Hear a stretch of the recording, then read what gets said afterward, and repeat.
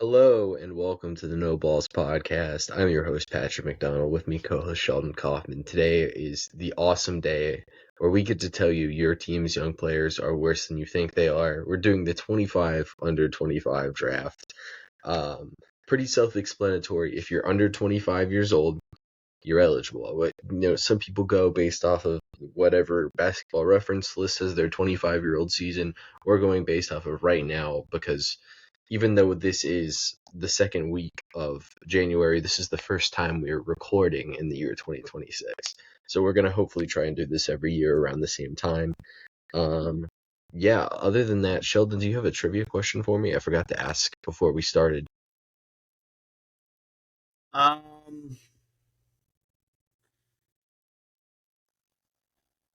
I It's don't. I looking don't. like a no.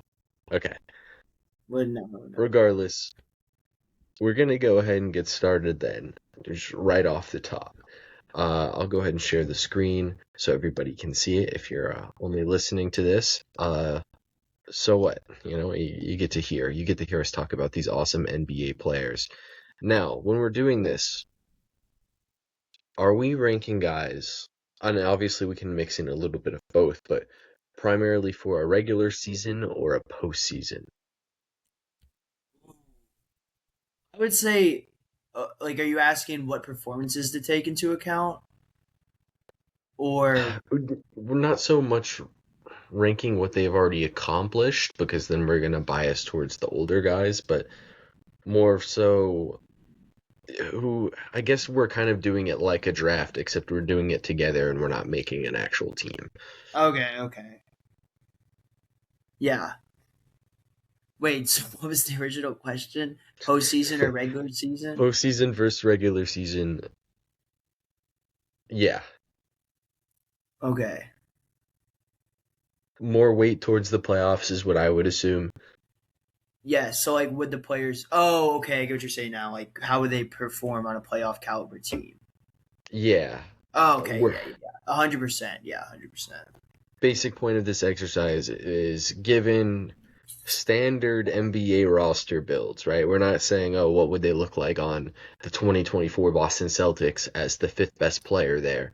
Or what would they look like right now trying to carry the Utah Jazz to the NBA playoffs? We're trying to see on a standard roster build with average talent, even distribution, you could say. Maybe not an even distribution, but around an even playoff distribution. So, in actual NBA, the top 60 players aren't, two on each team. It's probably, you know, 55 of them on the top 20 teams, more likely than not.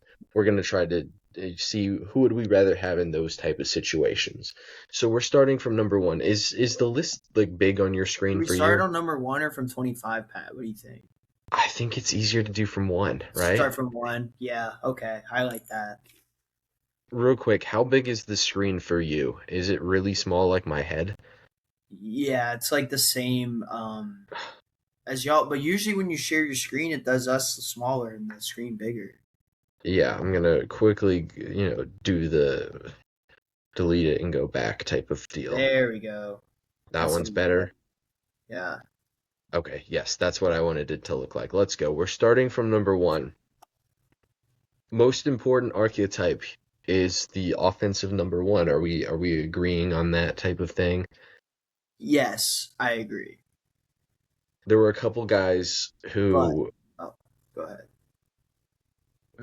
I think I was getting to exactly where you were going, where there were a couple guys who were or we thought were eligible until we sat down here today, who we found out are actually 25 years old, being Tyrese Halliburton and Tyrese Maxey, that probably would have been in this conversation. Is there anybody in this group of guys being that you think are like actual championship number one type of offensive players right now? Yes, I think there's a couple guys that we can talk about, but I think the main guy that I'm obviously gonna look like here is I would say he's still a number one option, even though he's struggled a little bit shooting the ball this year. But the defense is insane as well, and I'm alluding to Wembenyama, of course. Um, although he might not put up like 30 points per game, what he's able to do on the boards, passing to teammates, and also scoring, I think he generates a lot of points. Just not he generates a lot of points without having to score the basketball, and he completely changes your plans defensively because it's hard to get up shots around him. So, um, but the other guys I would consider as number one options right now is Ant and Cade Cunningham. What about you, Pat? Yeah, those were the two guys who, going into the year, I would have been very hesitant to say Cade Cunningham, but he's kind of worked his way up into, the regular season numbers are now so good. Even if there could be some doubts about, his efficiency and his ability to control the ball, um, I still think Cade Cunningham is probably the best fit of our available players as a championship lead option. Would you say that's definitely the case? He's the best fit for a championship team, For to be like the the primary number one creator on guy. a yeah. Yeah, I think the thing that maybe puts him above Ant is the playmaking. Would you agree? Because I think like Ant's very capable, like down the stretch, going and scoring like 6 buckets for you in a close game. But I think that Kate Cunningham can do the same thing while also making great passes to his open shooters like Duncan Robinson or a Karis LeVert or something like that. Karis LeVert's on the Pistons, right? Yes. Okay, just making sure. But Yeah. yeah, I would say so because he can elevate the others' games as well, not just his. Yeah, I think the playmaking is a good call. Cade's up to about 10 assists a game over the last two seasons. Obviously, the volume scoring's there, the efficiency's improved, and I do think there's something to the way the Pistons play not being super conducive to super high efficiency, even though Cade right now still is a volume scorer on about league average efficiency. That's decent, and I do think the average playoff contender construction is probably a little bit more offensive friendly than that Pistons roster. So that's why I'm kind of comfortable putting them at least as like the best in this group. I'm not sure that I would say you go into a playoffs, and Cade Cunningham is by far the clear and away best offensive player in all of the playoffs. Definitely not, but I think he can do the heavy lifting of a championship offense. Anthony Edwards, I think, has the counting numbers for sure. I don't know how much of my concerns with him are conflated from Minnesota and just about his game in general. It's hard to separate the two things there. So how do you think it's best to separate?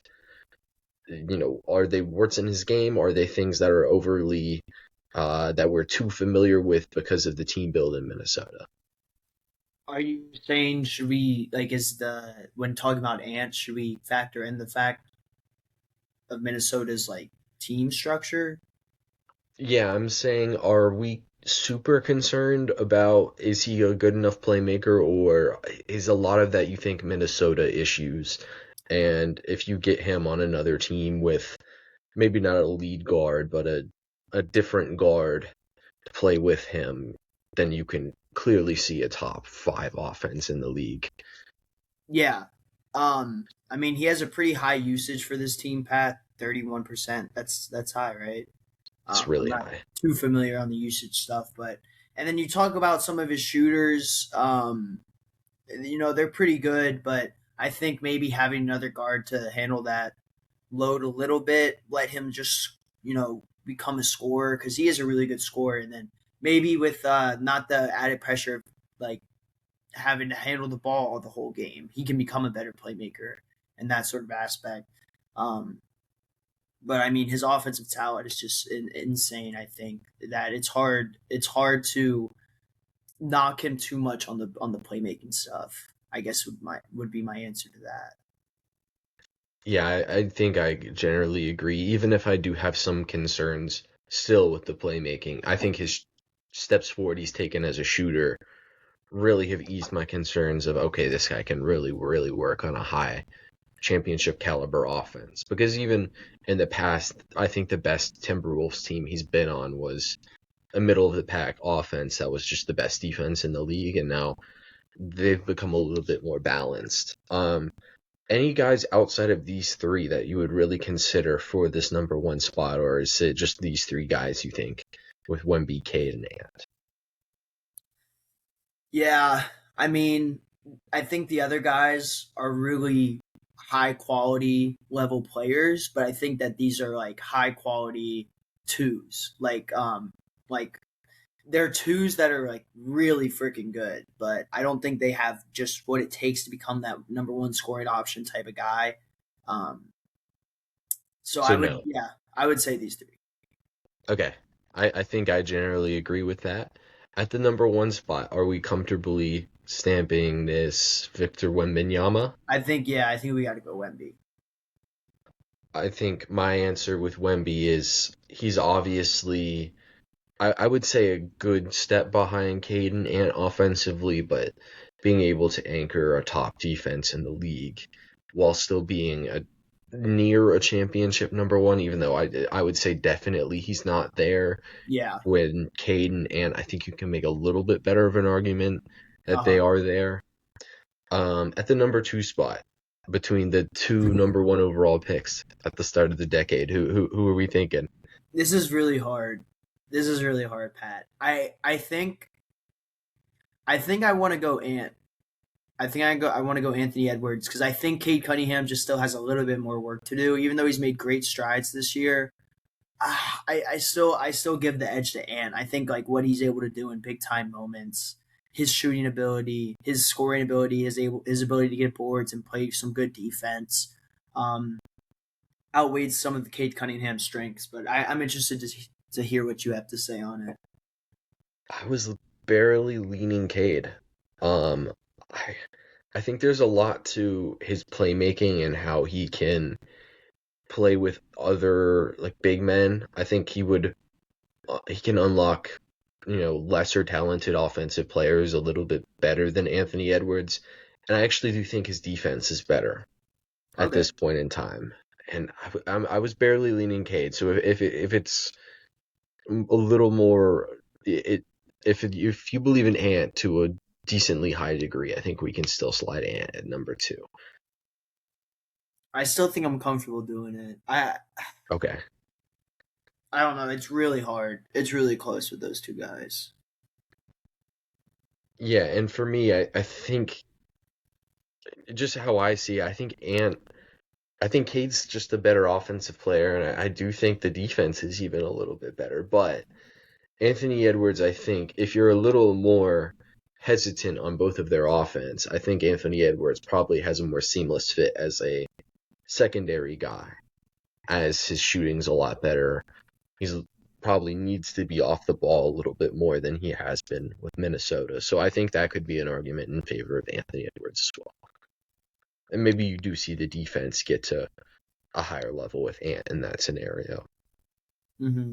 Yeah, Now I think we're in a little bit of a wild, wild west. I agree. I found a really hard time even making a tier break for the next like 10 guys. So we got a lot. I think we're all anything's up for grabs at this point. Do we want to throw out we can throw out a ton of names, I think, in Yeah, this spot. Do you have any that you want to shout yeah. I'll first? start off. Alprin Sengun, Pat. Okay. The big man from Houston. I think that he's taken another huge step this season. Averaging 21, 6, and 9. He's been able to get a lot of rebounds, Pat, and the playmaking from the big man has been sensational. With that 6.4 assists, shooting pretty good from the field at 50%, and when he's not in games, the offense hurts a little bit for the Rockets. And honestly, we'll definitely have to talk about the Rockets at some point in our bi-weekly recap. But I think that Sengun's a huge piece for this team. Like you can just send it down to him in the post, and then he can go to work on your big man, and then you have to send two to him, and then you have KD wide open in the corner, or Jabari Smith wide open in the corner. Um, and that just does a lot. It does a lot that brings teams in, and I think that he's able to hold his own defensively pretty well too. They go to him during important stretches of the game. It's either him or KD usually. Um, So I would say I like Sengun as being kind of in this kind of talked about conversation around here, around this spot. He was definitely in. I don't even know if I would call it a short list because I think it's a very rather a long list of names here. But he was definitely in this group that I think we're going to have to sort our way through here. Um, I'll go through some names and you let me know if anybody you wouldn't have had in this group or anybody that you think I've left out of this group. Okay. Evan Mobley, Chet Holmgren, Franz Wagner, Jalen Williams, obviously your guy Şengün. I'm gonna put Scotty Barnes in this group and I am going to leave out the other guys. All right. I might Okay. throw Jalen Johnson in as well. Yeah, Jalen Johnson was a name I was saying that you could throw in. Honestly, the way that Denny Avdia has been playing, the way that his It's a future good is point. looking, the way that he's been able to carry this Trailblazers team, seemingly the past the whole season really, and he's looking like an all-star. Pat, I'm not gonna lie, he's honestly a guy I kind of considered for this spot. Now I do have him kind of near the back of it, like behind the Holgrams, the Mobleys, the guys like that. But I mean, it's hard to deny what he's been able to do this season. His three ball has been getting up as now he's shooting average around 35%. The rebounding, the assist numbers, and his ability to score, Pat, has been really good this season. He gets to the line, but it seems like it's less. It's not as. I guess. Do we like using the term ethical on this? I forget.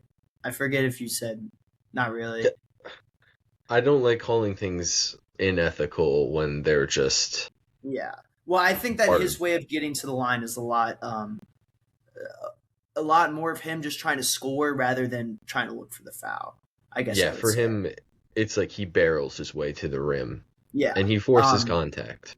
Yeah. So I really like Denny Avdia. And then did you say Jalen Williams?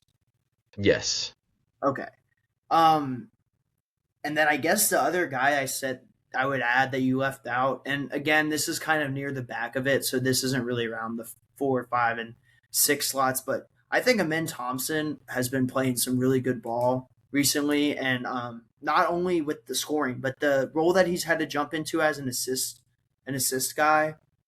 He's been able to handle it really well. 5 assists per game. He's able to rebound the ball so well, Pat. 7.7 boards a game, and 3 point shot struggling a little bit, but I think that he's able to. I mean, he's still able to average 18 points while he's shooting 18% from three. So like he's the way that he's able to score by just getting to the rim, like teams can't stop him, and he's so athletic. Really good defensively. I think he's a budding young star on this under 25 list, but again, this is behind some of the guys that you mentioned. But I still had him in this kind of consideration for top 10, I guess. Yeah, I was gonna have him at kind of the top of the next tier. I like the Denny Avdia inclusion in this tier. I think he'll actually make for a good conversation with some of the other offensive players in this tier. Amen Thompson will obviously get to him, but he reminds me of a slightly better version, not even just a better version, but a better defensive version of what Jalen Johnson was last season. And for that reason, I feel like we should, keep the real deal Jalen Johnson in this tier. And I think we just kind of try to sort through it. I'm gonna write down all of these names. I should have done that to make sure we get everybody. But yeah. So I think the obvious first place to start. Would you agree that Chet and Mobley are kind of towards the top of this tier, or do you think they're more towards the bottom? I agree.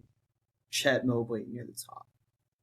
Even though Mobley's just had a little problem staying on the court, the talent is undeniable. Okay. Um, so we'll try to sort through those two first on who we would rather have between the two of them, and then we'll move forward to the offensive wings with Jalen Johnson, Franz Wagner.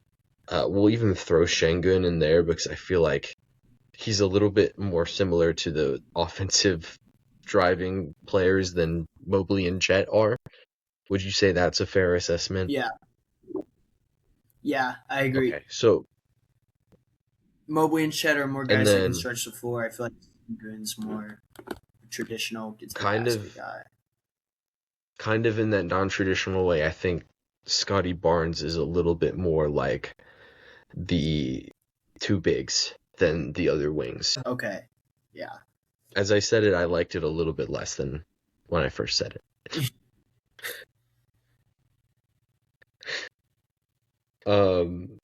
So I that's a group of 8 guys, I believe, that we're going through, unless I forgot to write another name down.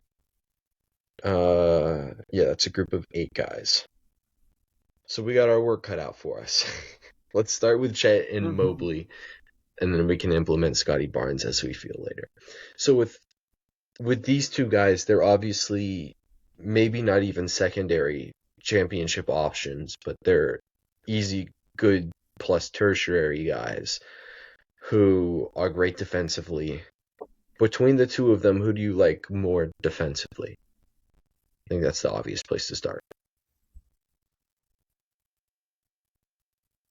This is hard. I like.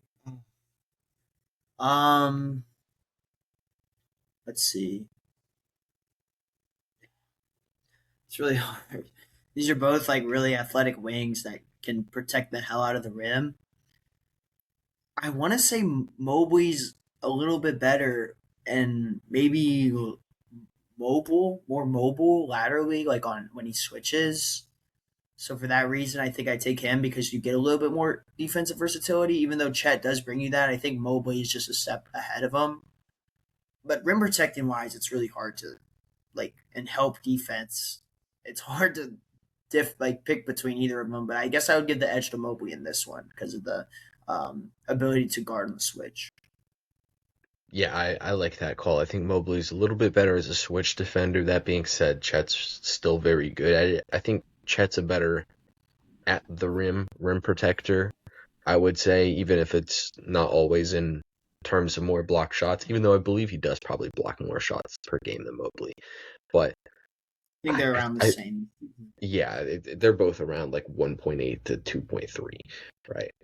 I think Chet's probably the better rim protector, and I think Mobley will give you more, defensive coverages in the pick and roll probably, but I think it's almost a toss-up. Now, on the offensive side of the floor, we're kind of picking between somebody who can be a driver and, a high post playmaking hub with Mobley, almost in a like very watered down Giannis Antetokounmpo, and then Chet Holmgren gives you a more traditional, yeah, like a juiced up Miles Turner type of offensive game, even if he's a little bit better creating his own shot off the dribble as well, I think. But how would you differentiate between these 2 offensive games, especially in a playoff setting? Let's say we have, a star creating guard or a star creating wing. Who are you liking more next to that guy between these 2 guys? I mean, for me, it's the guy that's able to knock down threes at a pretty good clip, and also like if the shot's not there and it's a hard closeout, he can still get to the basket too. Now, obviously, it's not at the same rate or ability that Evan Mobley can, but he can finish tough. He can finish through contact. He's a great offensive player. You don't need the playmaking if you already have that guy. If you already have that guy on your team, right? So you don't really need the playmaking from Chet Holmgren. And even though that's great from Mobley, I don't. I think in this scenario, I like Holmgren's game better because of his ability to really shoot the ball from three. So that stretches the floor for you, and he can also drive to the basket and he can hit like mid range shots too. So he's really a 3 level scorer that shoots it very well from the three. I think I agree as well. You have the ability to play him. You can obviously play both at the 4 and the 5. And Mobley's taken his steps forward as a shooter, right? We have to give him his credit. But Chet Holmgren's a really good shooter, I think, is the key difference. And I don't you can argue that there's limitations to playing Chet more at the 5 rather than Mobley just on a strength basis. But I think I would rather Chet's offensive game next to a guard or a wing who creates a ton of offense. Even though Mobley, I would say on an individual basis, if we're running an offense through Mobley, I think I'd like the ability to create his own rim attempts a lot more. Um, and I don't think we're going to argue that either of these guys are championship number 1 offensive players. So as of right now, I think I would agree to barely lean Chet over Mobley. Now we're kind of shifting forward with Franz, Jalen Johnson, Jalen Williams, Alperen Sengun, Denny Avdia, and Scotty Barnes. You want to go ahead and write down on the list? Just Chet over Mobley? Yeah, Chet and then Mobley. Are you kind of in agreement with that? Or Yeah. okay, or is this is did we not rank them 4 and 5 yet? Not just yet. Okay. We'll keep that there for like your note of mind that we are in agreement on Chet over Mobley. With these wings, are any of these guys? Do you have any questions about these guys maybe being closer? Any of them being closer to Cade, Anthony Edwards, and Wemby offensively? And this can include Sengun as well.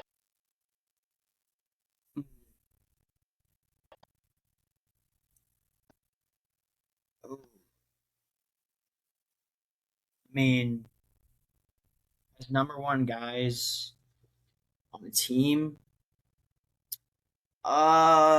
it's hard. It's hard. I mean, I feel like I don't know if they're just quite there yet. I mean, I could see it in a year or two, like with Denny Abdia for sure. But I don't think right now he's the number 1 option on a playoff team. To the ability that those guys are. Um, okay, I'm trying to find Jalen Johnson. But Sengun's really close because I feel like he already does like score at a high level on the Rockets team that's so good and already has KD, and he is that second option and he's able to play like really well and score. It's a little different with these guys because Wemby or Ant and Cade are shooters, guys that are quick, drive to the basket quick, explosive guys, and Sengun is like a center that backs you down a little bit, can stretch the floor at times. So I mean, I like Sengun, but I just don't know. I think Jalen Johnson probably out of those guys you just told me is the closest one to Ant and Cade. He's able to shoot the ball well. He can drive. I mean, he almost averages a triple double. So the playmaking's definitely there and the rebounding. So yeah, I would say Jalen Johnson. Honestly, pretty close. Yeah, I think he is obviously pretty close, but I think it's a little bit below our threshold here for um, being a number 1 creator. Of course, there's a million ways to spell Jalen, and I can never get the right one for the right player I'm looking for. But I think I'll it's find it. Jalen or J Jalen. J-A-L-E-N. Okay, so 1 L. Okay, yes. There we go. Yeah, I was thinking out of all of these guys, I was thinking Denny Avdia or Jalen Johnson are probably the better guys. Probably a year ago, Franz Wagner, I think his offensive numbers were a little bit better a season ago when he was asked to do a little bit more facilitating. Um, I feel pretty confident that none of these guys are really that close offensively. After giving it a little bit more of a deep dive, except Alperen Sengun. Defensively, is Sengun's defense? It's obviously been better this season. Is it at the point where you're confident putting him atop of this group of guys?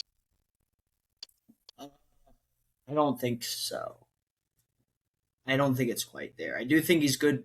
He's good defensively, Pat. But when it comes down to nitpicking these sorts of things, so we can rank guys above guys, I like the other guy's defense a little bit more.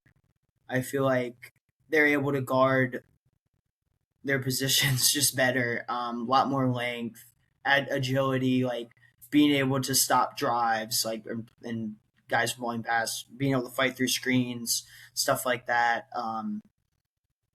Yeah, Now, with Şengün, he obviously is on a very defensive slanted team, and that can affect how we, comprehend his offense and his defense. And I've kind of liked what I've seen defensively from him. I don't think it's necessarily great, but I feel like it's almost to the level of 24 Porzingis, where there can be moments where his defense actually does look very impactful, but then in a grand scheme of things, it's probably one of the more attackable things on his team's defense. And I think that's kind of a higher level than I could even say about like a Jokic level defense in the past. I think he's actually kind of gotten a little bit better than that standpoint. Um, do we think it's obviously not a peak Miles Turner level defense, but I think if we look at past 2 seasons, Miles Turner, I think Şengün's getting close to that level, in my opinion, with his defensive improvements. Is that a fair assessment, you think? yeah. Okay. Um,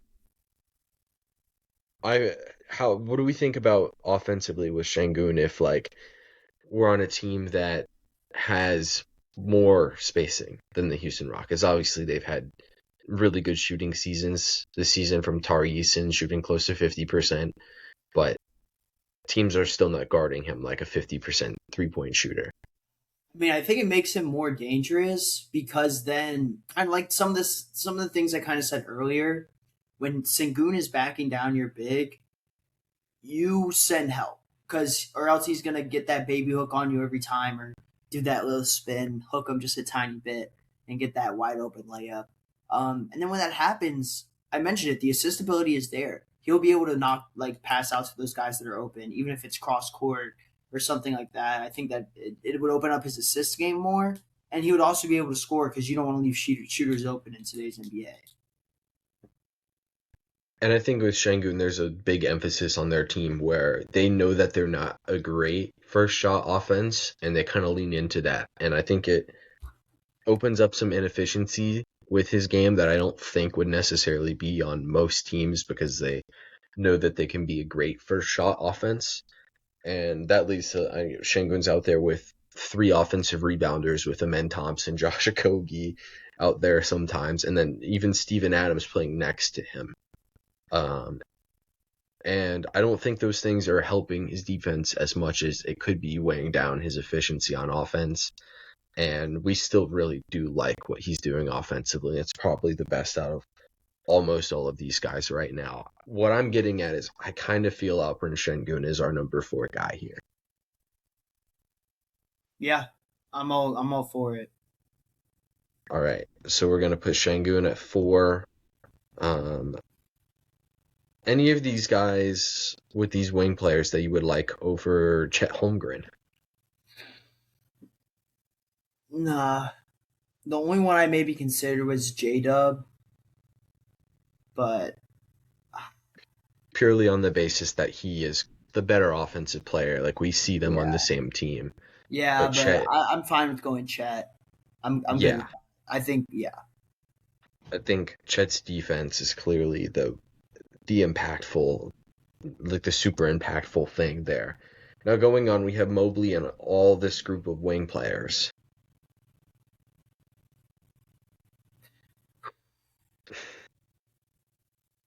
would you rank Mobley above all of them, Pat?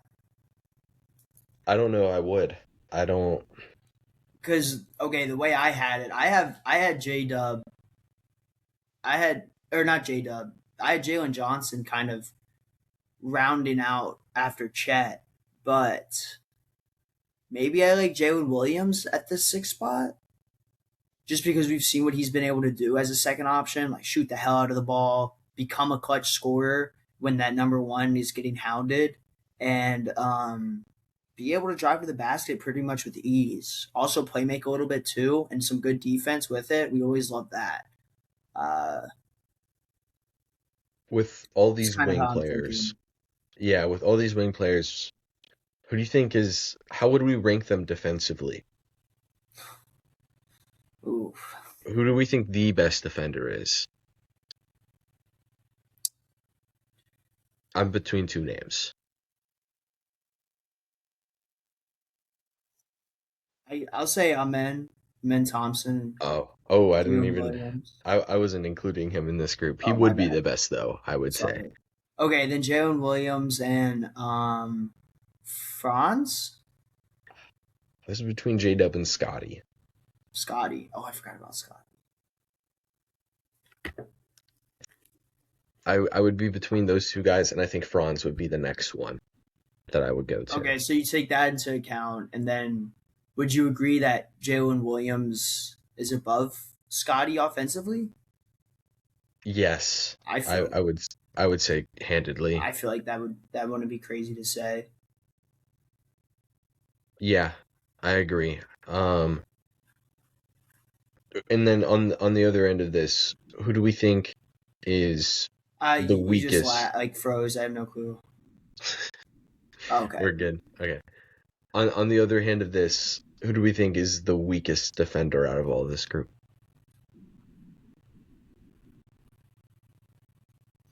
Hmm. Is it Denny? I think so. Yeah. I think Denny would be the name I would go to. Now with Denny, recently he's been playing point guard for Portland. Um, Primarily because of all the injuries they've had, but now that Drew Holiday is back on a minutes restriction, he's still playing point Oh, guard. that's good news. Yeah. That's cool. Nice. How much do we buy into the Denny at point guard thing? Uh, in what sense? Like, do we buy in that he can do it? Yeah. I mean, yeah, they've been winning games with him at point guard against good teams like the Rockets. So I mean, why not? Um, I think it could be sustainable, even though it definitely helps to have him at that wing position as like the point forward, because like just gives you a little bit more of an attack. Like I feel like I don't know. Um, but let me see. Yeah, I mean, you almost average 7 assists per game. It's pretty damn good. So I think that it definitely you can buy into it. Um, yeah, that's what I would say. 10 assist game the other night. Yeah. Couple. Um, we're really dodging around the corner. Any of these wings are we taking Mobley against Jalen Williams?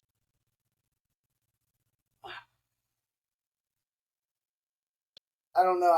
I like Jalen Williams a little bit more. Um, yeah, I don't know. I wasn't too high on Mobley when making this. I think that's just because he's had. For me, it was the not being able to play on the court that much, therefore not really producing at the rate that some of these guys do. I got So I got I'm kind of leaning J Dub, but that's just my reasoning. What do you got, Pat? So we're always going to say that Mobley's a more impactful defender than all of these guys. Do we think Jalen Williams, obviously we've seen him win a championship as a number two roster, but we can make the judgment that that Thunder team is better than your average, playoff team. Do we think Jalen Williams can be the number two option on an averagely built, finals contender? Um, yeah, I think so. Like, this is a guy that can go out there and give you 22, 23 a night off good shooting. I mean, have we seen Mobley really do anything in the playoffs? I mean, not really. He's been hurt a lot though, so it's like, you know. But and not saying that, of course, the Thunder were gross last season, like one of the best teams all time. But I still think if you put him on any other team, he's going to be able to do the same stuff because he does it against any NBA defense every night. So he's going to be able to do it no matter what team he's on. And this is a guy that can really shoot the rock, even though he's been struggling a little bit this year from three. Throughout his career, he's been a pretty solid shooter. I think that he just adds a lot. to your team besides just the shooting with the 3-level scoring ability. Yeah, I was going to say that too. We also have to address the slow start he's had this season. He's averaging 17.5 and shooting 28% from three. But he did miss like 2 weeks to start the season. Yeah, with a wrist injury too, so it's going to be finicky. Last season when J-Dub was on the court, their offensive rating was a 118, and I can probably pull up the numbers from last year when it was him on the court without Shea on the floor, and I think if that's a good enough offense, we kind of got to move forward with, yeah, J-Dub's good enough to do the second option type of thing. And I think if we're on that agreement on that, then we kind of got to put him next on this list. You can start to break down 1-to-1 Franz Wagner or Jalen Johnson, because I think those are probably the two next wings that I like. I think they're both still very good defensively, and there's a lot to unpack there. What do you think? There is a lot to unpack there, Pat. And I mean, for me, I just love what J Dub has been able to do this season. Because when you look at it, it's not even the scoring, the assisting, the rebounding. I mean, this is a forward who's almost averaging a triple double. He's also able to shoot the ball really well.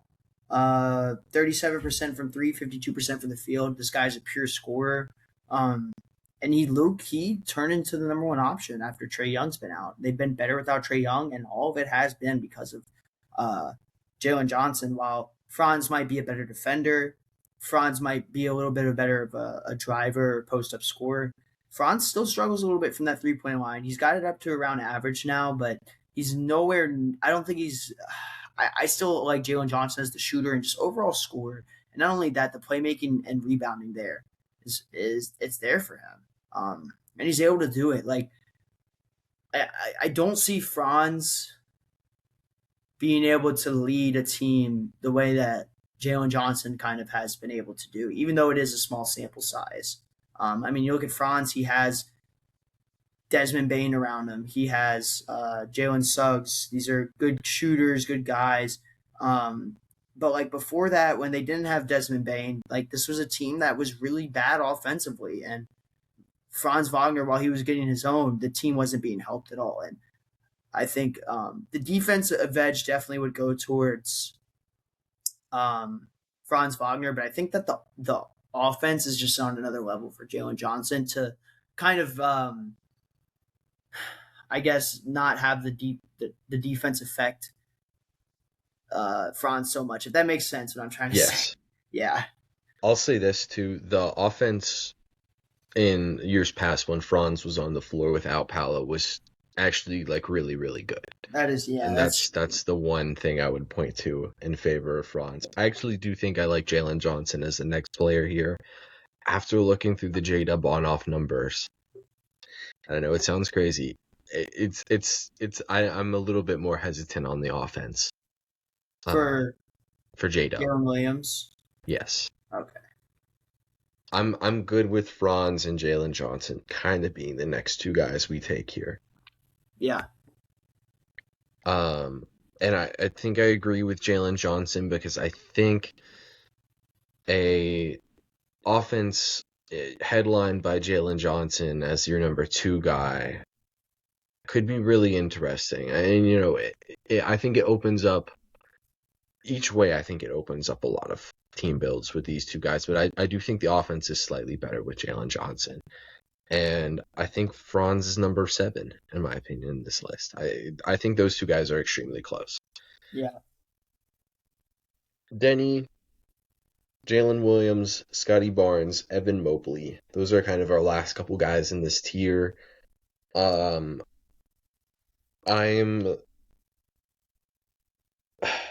hesitant. Denny, do we think Denny is by far the best offensive player between these guys? Is that an agreement? Yeah. I think I am in agreement on that standpoint. And do we think Scotty is in that championship number 2 range?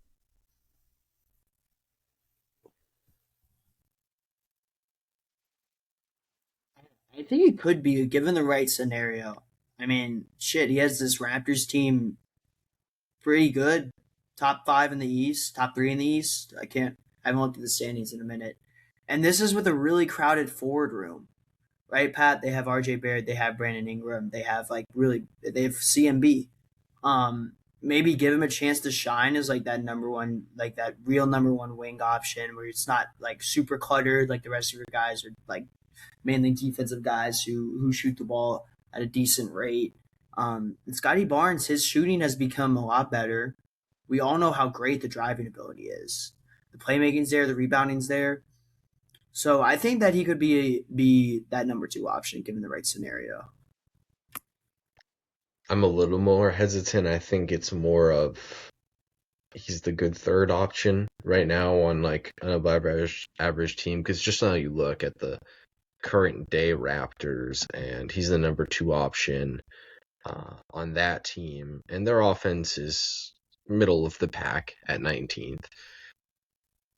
I'm a little bit more hesitant. The shooting has fallen off a little bit. So, as the season's progressed, he was shooting it really great to start the season. Right now, he's settling in around 33%. I think the passing's awesome. The rebounding's awesome. The switchability on defense is awesome. I think he's considerably worse offensively than Deni Avdija. And I think there's a debate between him and Jalen Williams. I think I would like Jalen Williams a little bit more offensively, but maybe Scotty Barnes more defensively. I think we're at this point here where I'm going Mobley over the field, and then we can talk about the other three guys. Yeah.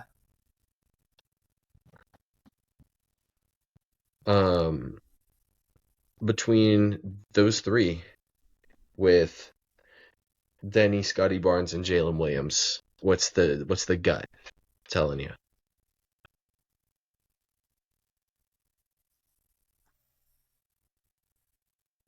Deni, J Dub, and then Franz. J Dub, Scotty. although their struggles recently have been bad, he's too great of a player to not have in the top 10, in my opinion. But I think Deni's been playing better and is just, a future star at that under 25 spot. I think I'm going to go Deni next, purely based on how much better I think the offense has been. We've seen Scotty Barnes in kind of a similar situation to Deni on a defensive first team that needs him to get a ton of shots up to, buoy the team offense. And it just didn't look good for Scotty Barnes. We haven't gotten the ability to see Jalen Williams on a team like that. And we know that all three of these guys have the all-around skills to build out next to other good players. And I think Deni's just got the offensive ceiling. I do think out of the three, I might trust him equally with Jalen Williams as a shooter, where it's maybe not good enough as a pull-up shooter, but I do trust them to make catch-and-shoot shots. And teams will respect their shots for sure. And I think Scotty Barnes, you run into a little bit more of an issue of teams will leave him open. Now, between Deni and Jalen Williams for this last spot here, what are we thinking? I mean, I still have what? Jalen Williams and Scotty. There we go. Yeah, between those two. Yeah. I got to give the edge to Jalen Williams. I think that I like I said, I think he's that 10 spot. He's too great of a player. He's shown too much. He's accomplished so much and still is a lot to accomplish. He's a great player, great scorer, pretty good on defense. And I think he's just a little bit above Scotty. I agree. We're gonna give the edge to the guy who's done it. Is what we'll do. Now we're last time we were in the Wild Wild West. I don't know where we are now. I think there's a ton of guys we can go to, and I'm going to do the same thing where I name guys, and you tell me if there's anybody who you wouldn't have there or anybody who you think I've left off, and other people will yell at us, I'm sure. This is where I had Amen Thompson. You mentioned him with the last group. I think this is kind of where I'm starting him. Rookies, Cooper Flagg, Con Knipple, Dylan Harper, and VJ Edgecombe. Stephon Castle, Jalen Duren,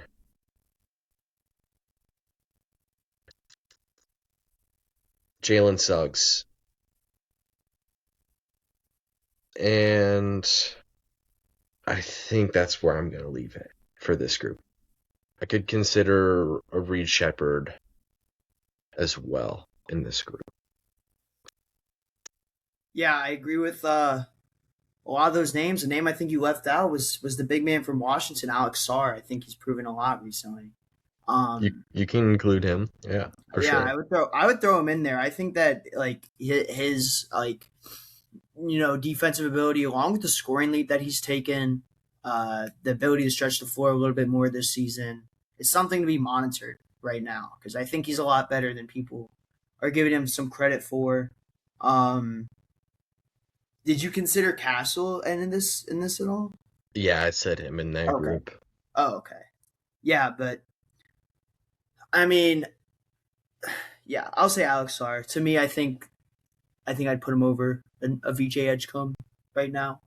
But I think there's a good so argument. I think near the bottom tier of this, but I think he definitely should be included. I love the Duren shout out. Maybe Keontae George. I don't know. I think he's kind of in that kind of talk where what you said about Reed Shepherd. Like I'd maybe consider him. I'm kind of on the fence of putting him in there just yet, but I think Yeah, maybe he's a name to look at. But I agree. pretty much everything else I agree with. I think the Duren one is a good call too. I like that one. One other guy to also consider is Anthony Black, and then we have the Paolo Banchero and LaMelo Ball situations. Not gonna lie, Pat. When I was doing this, I had Banchero pretty low. Ooh, Pretty low, I guess, tiering wise. okay. I don't know how crazy that is to say. I don't know. Yeah, I mean, we'll talk about it when we get there. Yeah. When we get there, right? Towards the top of these, or just off the gut reaction, who do you think is the top of this group of guys? Because I have one. Oh, Amen, Thompson, Flagg, and Duren. I think that's a good place to start. I think my top guy in this group, and you didn't mention him, but I do like Amen and Cooper Flagg is probably the two next guys. And Brandon Miller should also be in this group. I was. You know what? I might throw Con in there. If we're gonna throw Brandon Miller in there, I might put Con Kneppel in. Is it what you about to say him? I was not going to say Con, but Con is in the group of guys we're considering. I think my top of this group is Stephon Castle. Really? Wow. Okay. I think Can I get a reasoning? I'm interested. out of all of these guys, I think he's the one I trust most to create playoff offense. Maybe if it's not like a primary thing, it's like somebody's got to go out there when our star player is on the bench, and let's say our next best player is not like a great ball handler or has a very unique offensive skill set. Let's say you're next to like a Larry Markkinen as your second best offensive player. In that case, okay, Stephon Castle's ball handling is a really impactful thing to have as a tertiary, player in that spot. And he's impactful defensively. He's really tall and creates a lot of good lineups where is he playing a wing? Is he playing a point guard position? Not really sure, but I don't know. Let me know. I think specifically him versus Amen Thompson because those are the two like wing/point guard guys who are defensive minded, and you can have questions about the offense. Yeah, especially from behind the arc, right, Pat, with those two guys. So I think that's a really good comp. Man, that's really hard. I like all the reasons you said. And I agree 100%. I mean, that's what he's been doing for the Spurs, right?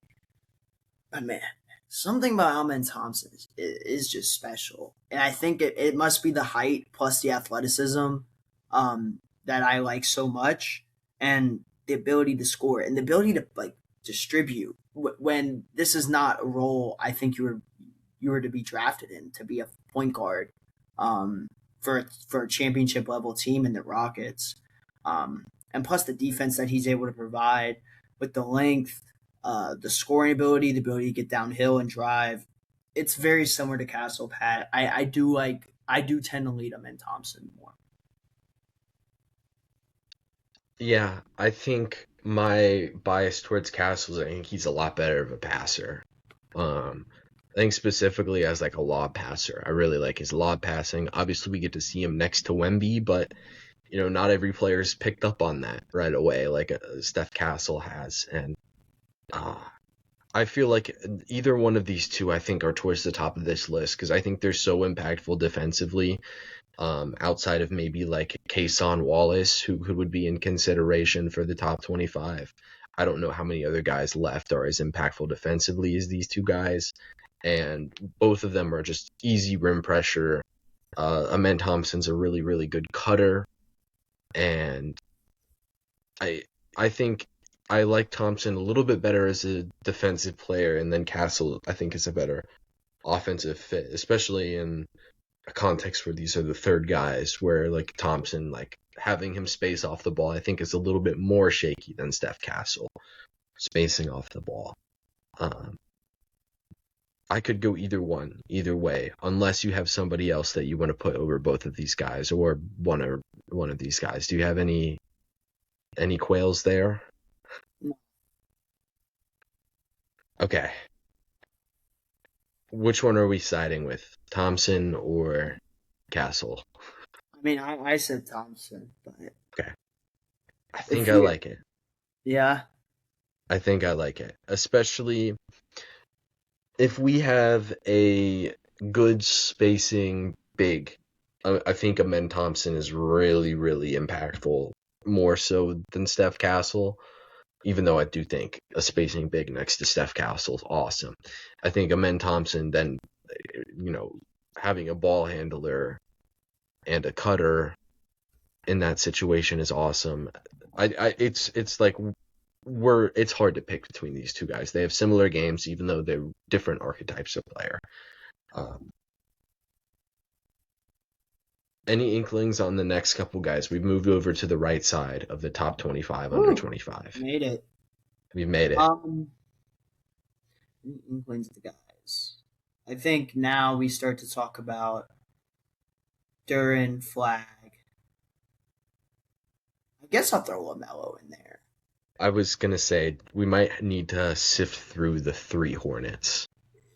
Yeah, LaMelo, Khan, and Brandon Miller, and I guess I'll go ahead and say it right now, and then you can get your thoughts on it. I think out of the three Hornets, I go Khan.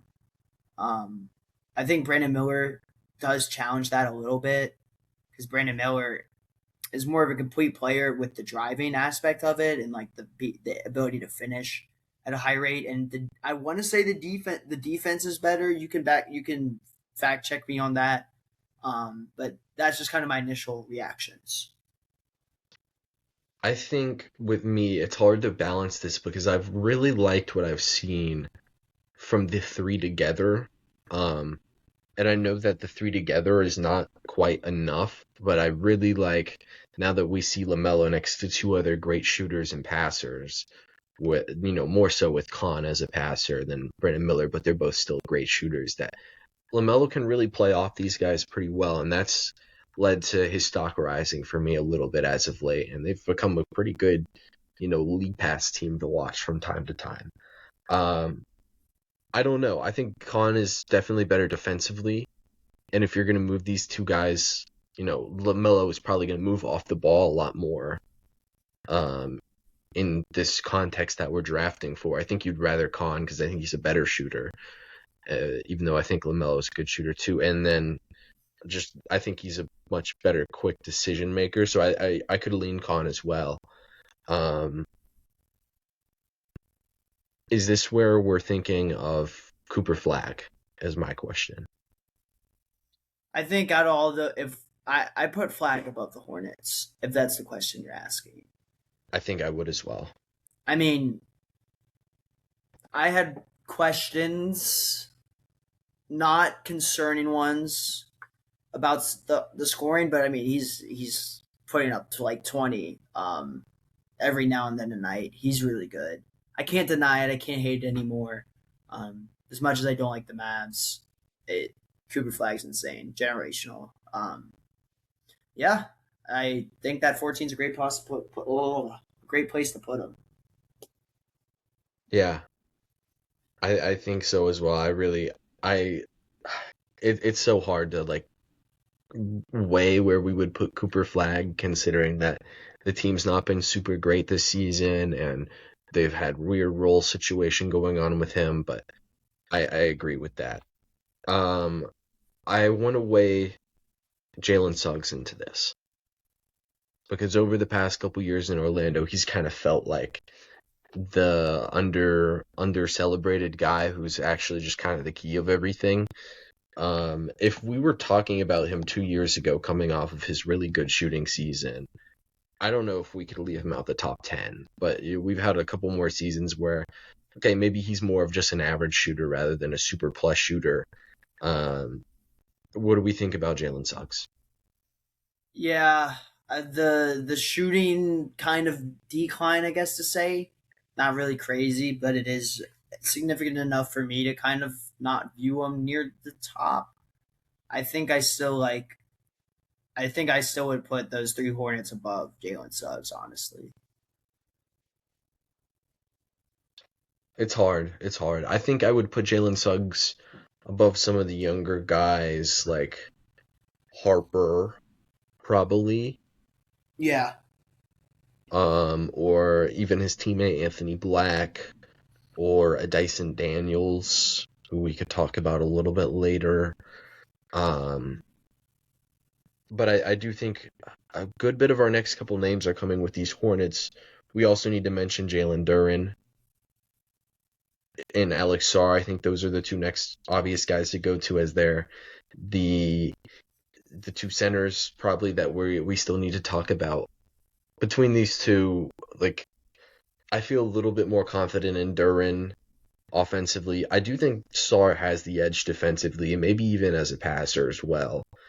But I think Duren like plays awesome next to like a ball handler, and we get to see it now with Cade.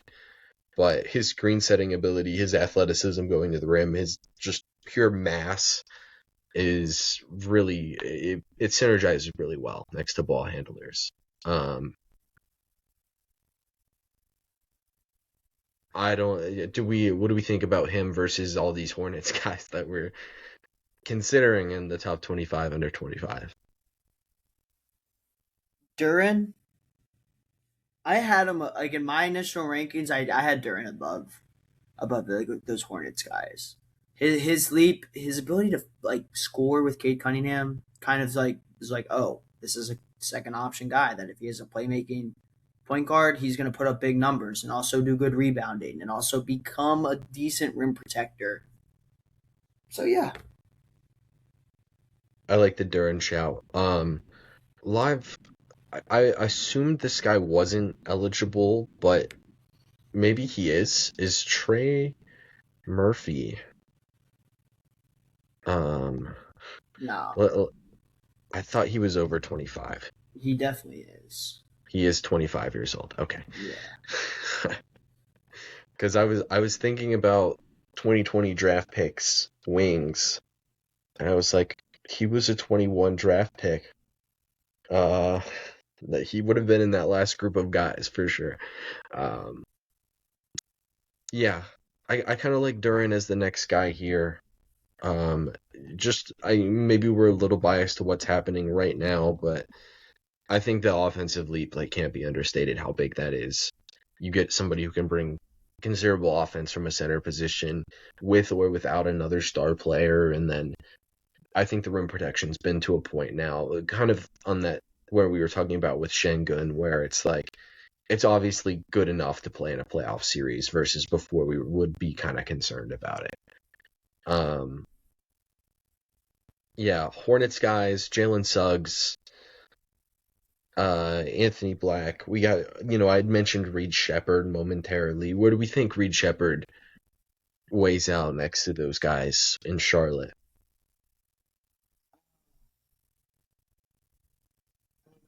I like the Hornets guys above Reed Shepard. Yeah, I I just have my reservations about if that's even the right word. But I think defensively, I worry about him. I'll I was say. going to say the opposite. I think Khan's Really? clearly the better offensive player. Huh? I think Khan's clearly the better Oh, offensive player. I agree with that too. Yeah. I'm not. No, yeah. I think they're better offensively and also better defensively too. So it's like for me, I think yeah, I have him behind all three of those guys. Are He's they the been doing next really good though. are they the next three, we think? Yeah. Is it Khan, LaMelo, Brennan Miller, or is it Khan, Brennan Miller? Is it Con Brandon Miller? How are we agreeing Khan number one and then it's Brennan Miller versus LaMelo in number two? I think so. I kind of lean Brennan Miller. All right. Yeah, me too. Um, and then LaMelo Ball feels weird, but he's at number 18 on our 25 under 25. Um, yeah, it feels good, I think, having him in that spot. Um, any other names that we haven't talked about that you want to throw out there?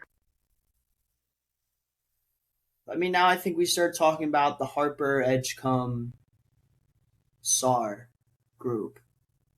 Keontae George, I was gonna say Keontae George could be in there. Some Dyson Daniels. 24 centers like Edie and Kalel Ware are pretty interesting. Maybe it's no more than just a shout out for those two guys.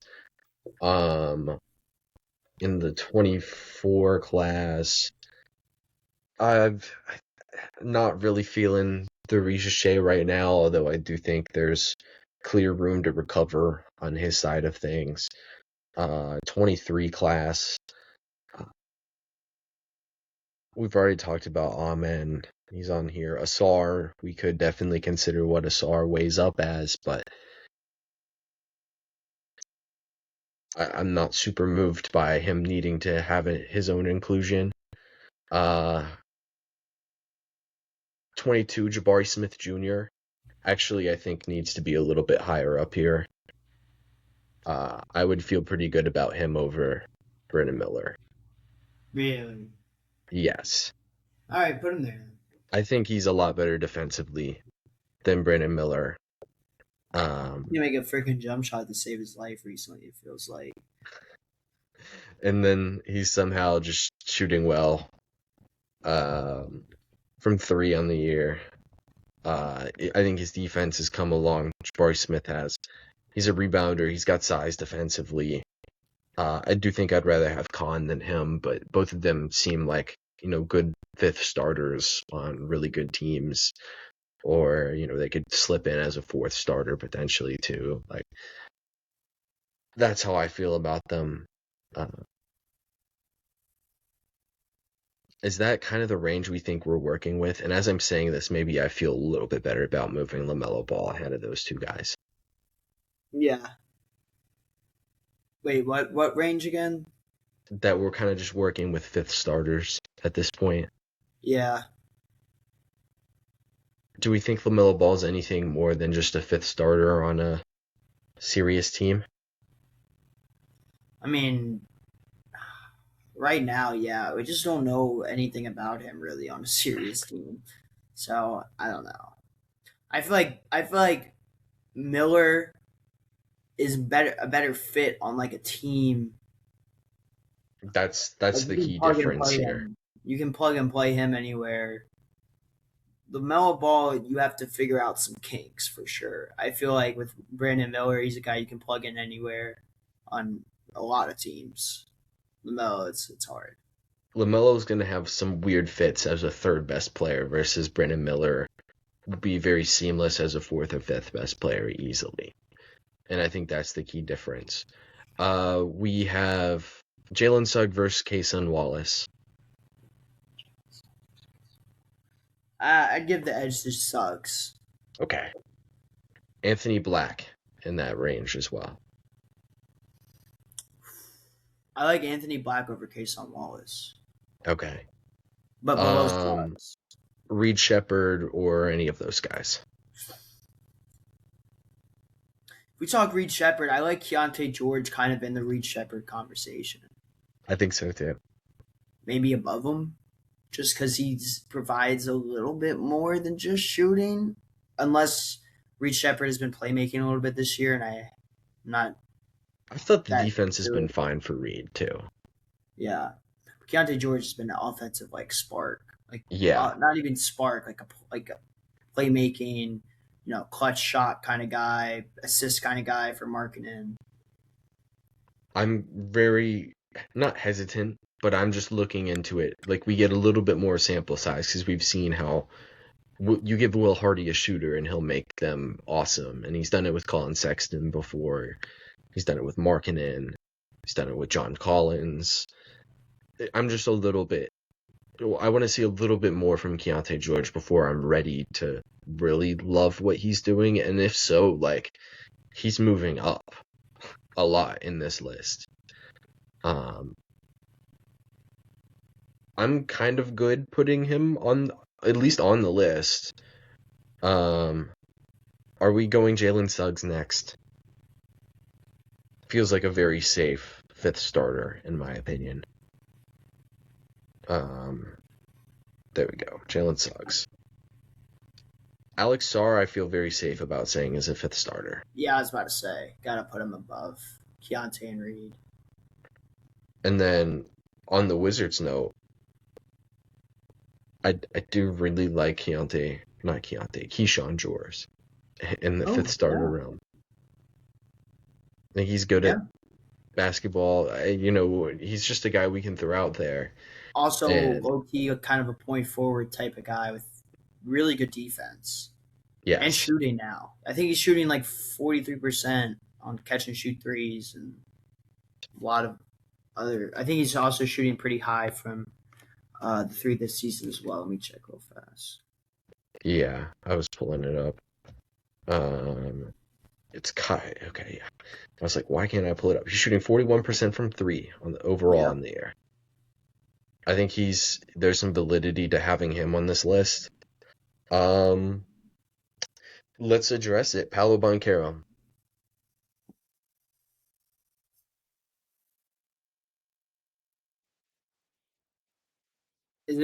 I mean, it might be crazy, but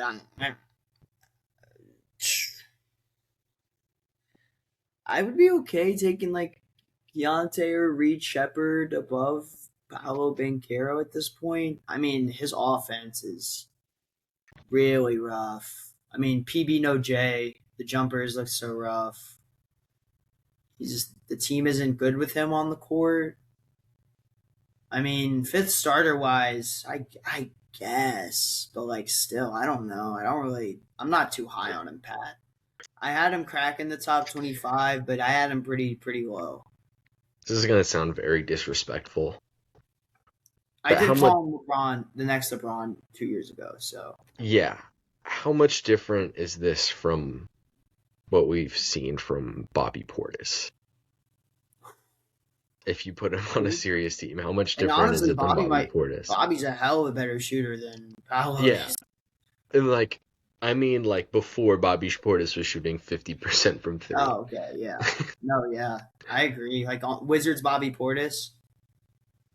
Yeah, or just Bucks Bobby Portis. Well, no, I'm saying around that era. Yeah. I don't know how much different it is. Yeah. And as I'm saying this, I don't know if we're going to be ranking him. Cason Wallace, is he one of the next couple guys here? Are we saying? Yeah, I'd be okay with that. Yeah, I think I really like Cason Wallace in this deal. Now, obviously, the it is a fifth starter. Like we can't say it's anything more than that, but defense is super impactful. The shooting efficiency is down right now, but it's hard to see Kason Wallace not being impactful on a good team.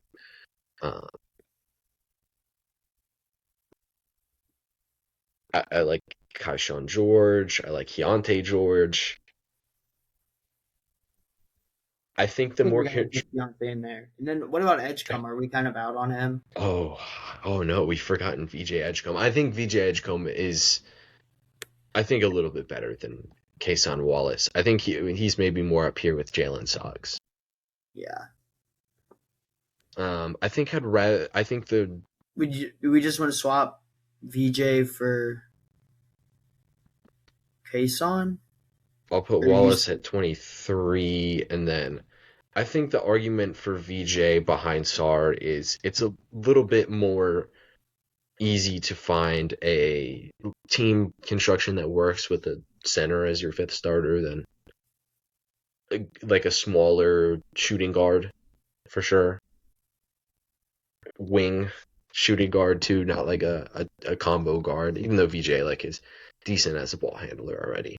Yeah.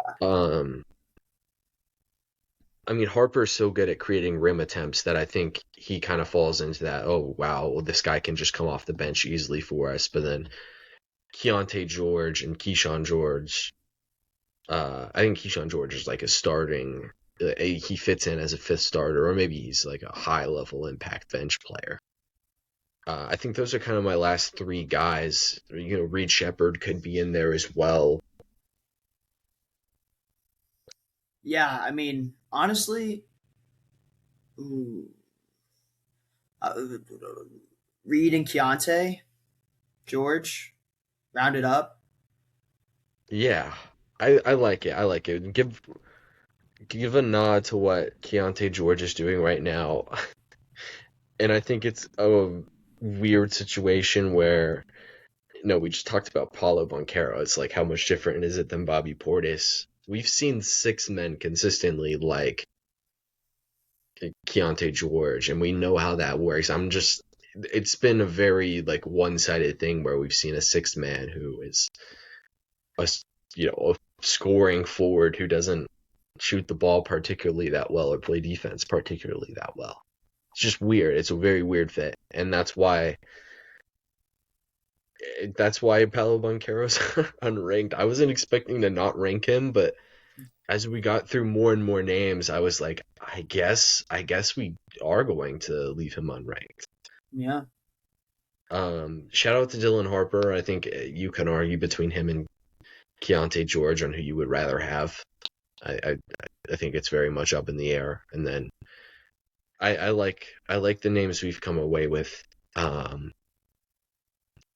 Is there anything else that you want to go over? Do you want to disclaim anything? Or I guess, yeah, disclaim would be the word.